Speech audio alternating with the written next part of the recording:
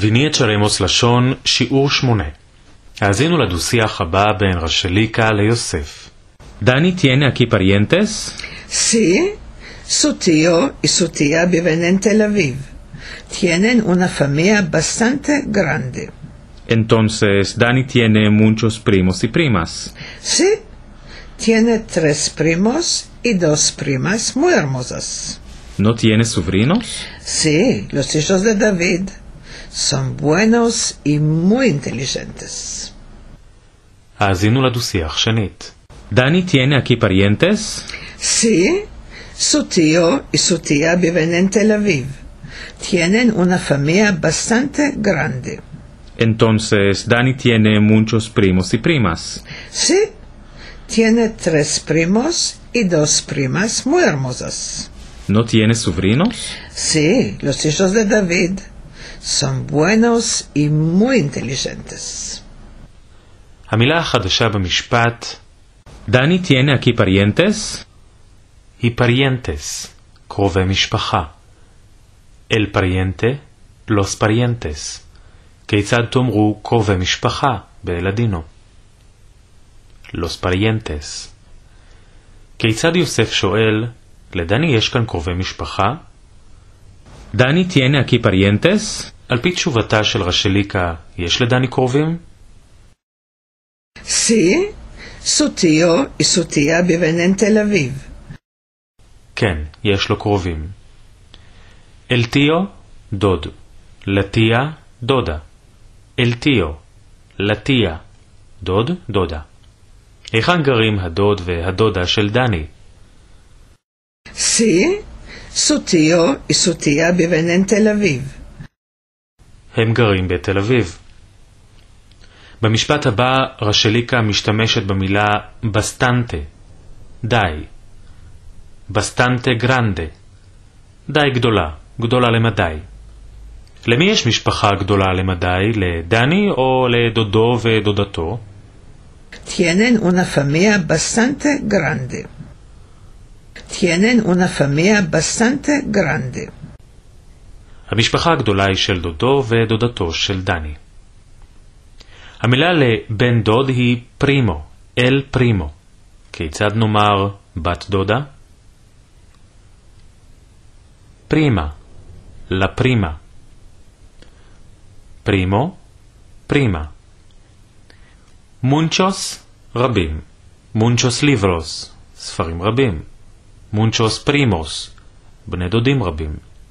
כיצד נאמר בנות דודות רבות? Muchas primas. Muchos primos, muchas primas. אחת הדרכים לומר תודה בלדינו היא gracias. למעשה זו מילה בנקבה רבות. gracias. כיצד תאמרו תודה רבה או רוב תודות? Muchas gracias. Muchas gracias. מילה נוספת שעליכם להכיר כדי להבין את המשפט הבא היא מילה שימושית מאוד, entonces או estonces, אם כך. estonces או entonces. כיצד תתרגמו את המשפט הבא? Entonces, Dani tiene muchos primos y primas. Entonces, Dani tiene muchos primos y primas. אם כך, לדני יש בני דודים ובנות דודות רבים. כמה בני דודים ובנות דודות יש לו? Tiene 3 primos y 2 primas muy hermosas. Tiene 3 primos y 2 primas muy hermosas. יש לו 3 בני דודים ו2 בנות דודות. הרמוזו, יפה. הרמוזו. כיצד נאמר יפה? הרמוזה. הרמוזה. חזרו. הרמוזו. הרמוזה. הרמוזוס. הרמוזס. הקשיבו היטב וענו, מי הם היפים במשפט? בני הדודים או בנות הדודות? Tiene 3 primos y 2 primas muy hermosas. כיצד הבנתם זאת? נכון, רשליקה אומרת, primas muy hermosas. במילה הרמוזס, הסיומת אס, מציינת לנו כי זו מילה ממין נקבה רבות, ועל כן ברור כי רשליקה מתכוונת לבנות הדודות. המילה לאחיינית היא סוברינה, לסוברינה. כיצד תאמרו אחיין? סוברינו, אל סוברינו. סוברינה, סוברינו. כיצד תשאלו, אין לו אחיינים? ¿No tiene sobrinos? ¿No tiene sobrinos? האם יש לדני אחיינים? אם כן, מי הם? Sí, los hijos de David. Sí, los hijos de David. כן, יש לו אחיינים. אלה הם הבנים של דוד.